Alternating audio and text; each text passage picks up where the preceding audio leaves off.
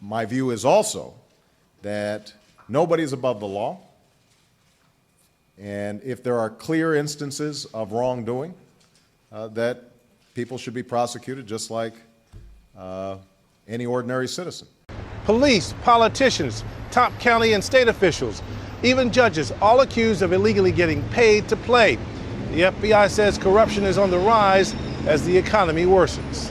The more resources we throw towards the problem, I think the more corruption we're finding. Nearly 1,200 federal, state, and local government officials have been arrested for corruption in the last 2 years alone. Let me say it as simply as I can. Transparency and the rule of law will be the touchstones of this presidency. Starting today, every agency and department should know that this administration stands on the side not of those who seek to withhold information, but those who seek to make it known. In documents filed with the California state courts and agencies and published internationally in the matter of al-Hakim versus CSAA, for 8 years, CSA Defense Counsel Steve Barber has denied that he had anything to do with the handling, disappearance, transportation, having possession, copying, or returning of the City of Oakland case file in the al-Hakim matter from the 1991 backup. He has repeatedly stated that he never touched the file and he knew nothing about it. During the recent CSA trial, Ron Cook, commonly referred to in documents as Con Crook, admitted on the witness stand that he received the city file from Barber, Steve Barber, also commonly referred to as Thief Robber, in October of 1999. Barber then admitted during the next break that he got the file from the city and arranged to have it copied at Acon Copying Service, and he had said file until June of 2000. This corroborates the story that it was told to al-Hakim and his attorneys, Mike Michelle and Jeff Fackler, in 2000 by Oakland City Attorneys Janie Wong and Anita Hong. As a protective measure for his co-defendants, Tigar had ruled that Barber would have to answer al-Hakim's charges of spoliation of evidence and subornation of perjured testimony stemming from his handling of the city file if there was more than one case file. Tigar then ordered that there was no evidence that there was more than one file, despite the fact that there was testimony and therein evidence that there was only one file, and there was no testimony or evidence to suggest that there was more than one. If there was more than one case file, why would the city not give Barber a copy and keep the original? If there was more than one copy, why would the city give Barber all the copies, original and otherwise, and not keep a copy for themselves or the public? Why did the city give the complete original file to Barber? Why didn't the Oakland City Attorney's Office notify the court in 2003 when defense counsels William Jemmott and Todd Jones subpoenaed the files and allowed Judge David Lee to order them into the case as evidence that the files had been in the custody of defendant CSAA and Barber for 9 months?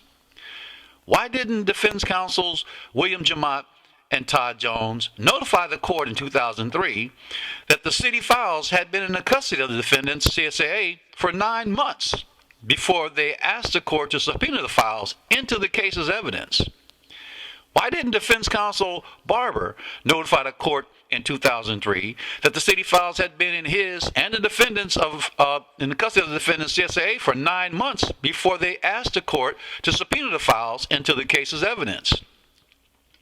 How did Jemmott and Jones get copies of the files?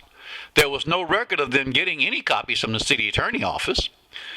The defendants had Pat Smith notes allegedly written at the time of the events occurred in 1991, allegedly made contemporaneously, yet these notes from Ron Cook's files with 2 bait stamps numbers 001323 and 000002 were discovered on April 2nd, 2008 during trial, subject to subpoena, clearly addressed conversations with city attorneys Randy Hall, Elizabeth Allen, Eladia Perez, Janie Wong, and Jane Williams in August of 1999, 6 years after Pat Smith was fired by the city of Oakland. The notes address the same handwritten notes of Pat Smith as those previously alleged to be that of Pat Smith in 1991. senior investigator for the Oakland City Attorney's Office for over 4 years, whom had over 17 years of experience as an investigator. At the rescue trial, after being examined by Rescue Defense Counsel William Jemmott under oath, she stated she required her notes to respond to questions and stated she created those notes at or near the time of the events as part of her claims file. This is captured in the trial transcript at page 619, line 4 to 6.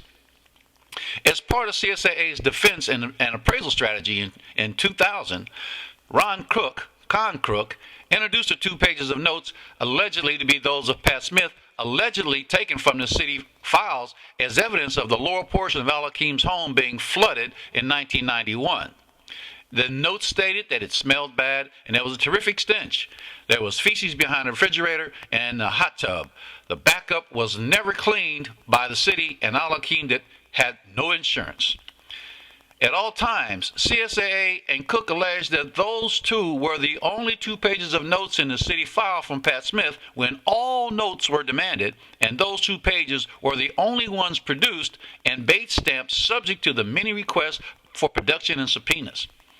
Now, 10 years later, Con Crook on the witness stand and thief robber come forward with additional documents that were subject and responsive to the request for production and subpoena, but were never provided to al-Hakim and his attorneys.